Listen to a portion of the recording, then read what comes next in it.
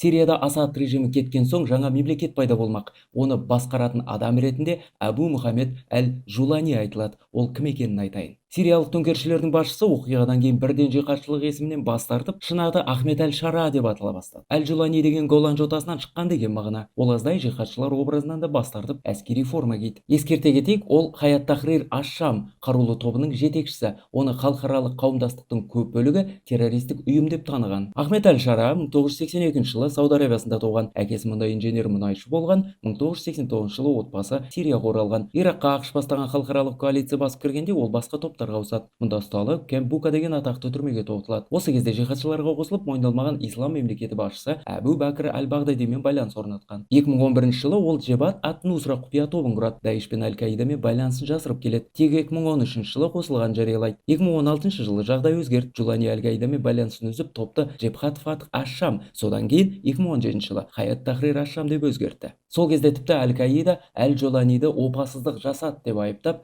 тіпті қарсыластықта танытқан. Қазіргі таңда әл-Жулани ислам мемлекеті немесе шариғатқа негізделген басқару жүйесін орнатуды көздейді. Алайда ақш, Біріккен ұлттар ұйымы және көптеген ел әл-Жуланиді терроризм бойынша айыптайды. Ол бірнеше рет халықаралық санкцияға іліккен, ал ақш үкіметі оны ұстап берген адамға $10 миллион сыйақы тағайындаған. Алайда Сирияның көп бөлігін 2 аптадағы басып алған әл-Жуланидің абыройы дәл қазіргідей көтерілмеген.